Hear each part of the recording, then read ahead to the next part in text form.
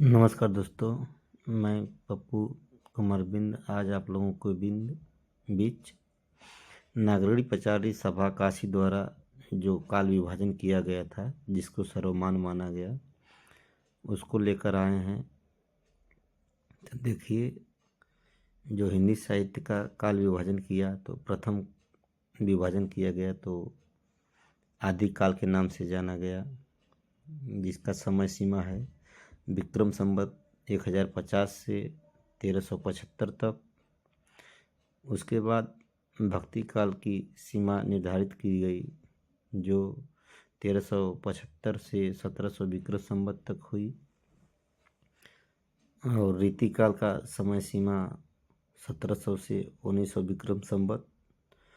और आधुनिक काल का जो समय सीमा हुई विक्रम संवत 1900 से आज तक माना जाता है। आदिकाल को भी बांटा गया और भक्ति काल को भी बांटा गया, लेकिन आधुनिक काल को देखिए कई भागों में बांटा गया है। तो आधुनिक काल को भारतेंदु युग, द्विवेदी युग, प्रगतिवाद, छायावाद, प्रगतिवाद, प्रयोगवाद, नई कविता,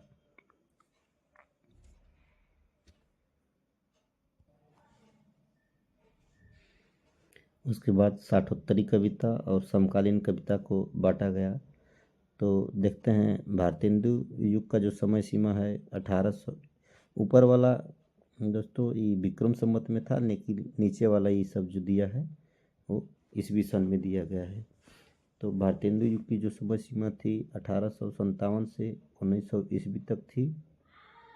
उसी प्रकार द्विवेदी युग की जो समय सीमा थी 1900 से 1918 ईस्वी तक। और छायावाद की जो समय सीमा थी 1918 से 1936 ईस्वी तक। नगेंद्र 38 ईस्वी तक मानते हैं। उसी प्रकार प्रगतिवाद की जो समय सीमा थी 1936 से 1943 ईस्वी तक। और प्रयोगवाद की जो समय सीमा थी 1943 ईस्वी से 1952 ईस्वी तक। नई कविता की जो समय सीमा थी 1952 ईस्वी से 1960 ईस्वी तक। और इसके बाद साठोत्तरी कविता आई जो 1960 ईस्वी से 1990 ईस्वी तक चली। और साठोत्तरी कविता के बाद समकालीन कविता आई जो 1990 ईस्वी से अब तक मानी जाती है। इसी तरह से मित्रों, अगर हम आदिकाल की बात करते हैं तो आचार्य शुक्ल ने अपने ग्रंथ के वक्तव्य में आदिकाल के नामकरण पर विचार किए। तो आदिकाल में भाषा के आधार पर मुख्यतः दो प्रकार की रचनाएं मिलती हैं, एक अपभ्रंश काव्य और एक देश भाषा काव्य। तो इसी आधार पर शुक्ल जी ने आदिकाल का विभाजन किया और अपभ्रंश काव्य और देश भाषा काव्य, इसके अंतर्गत केवल 12 ग्रंथों को ही वे साहित्यिक मानते हुए इस आदिकाल का नामकरण वीरगाथा काल किया।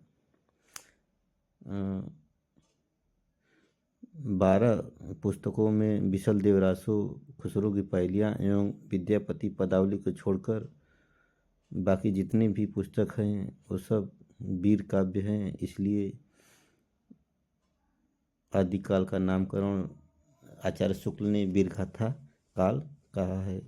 तो अपभ्रंश काव्य के अंतर्गत आचार्य शुक्ल जी ने किन 4 रचनाओं को रखते हैं, विजयपाल रासो, हमीर रासो, कीर्तिलता एवं कीर्ति पताका। उसी तरह से देश भाषा काव्य के अंतर्गत आचार्य शुक्ल खुमान रासो, विशल देवरासु, पृथ्वीराज रासो, जयचंद्र प्रकाश, जय मयंक, जस चंद्रिका, परमाल रासो, खुसरो की पहेलियाँ एवं विद्यापति पदावली को रखते हैं।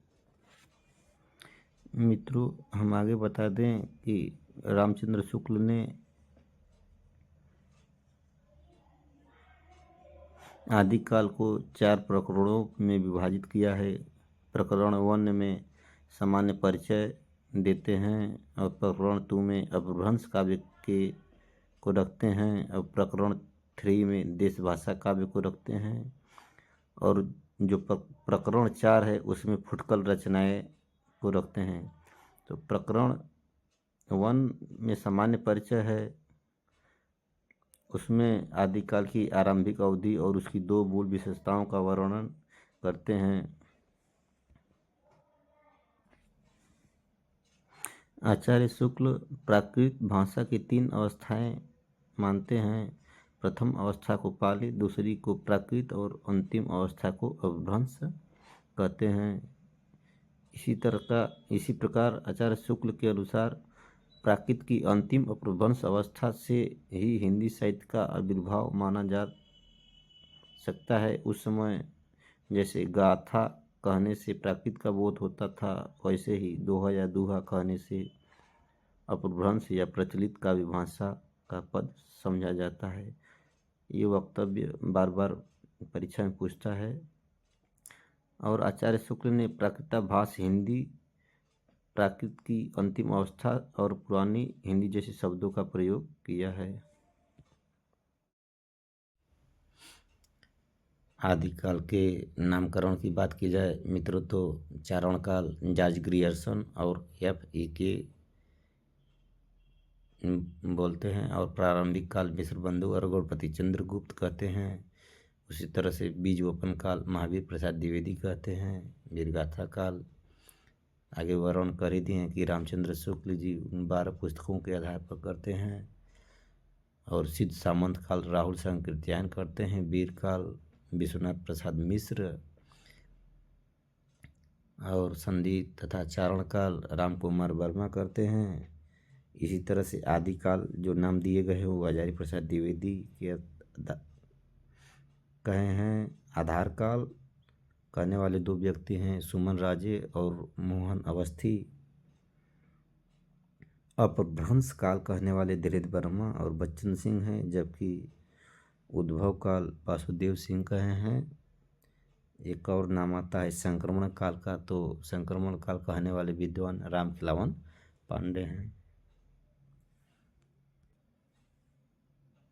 आज के लिए बस इतना ही मित्रों। अगर ये वीडियो आप लोगों को पसंद आया हो तो लाइक, शेयर और सब्सक्राइब अवश्य करें। धन्यवाद।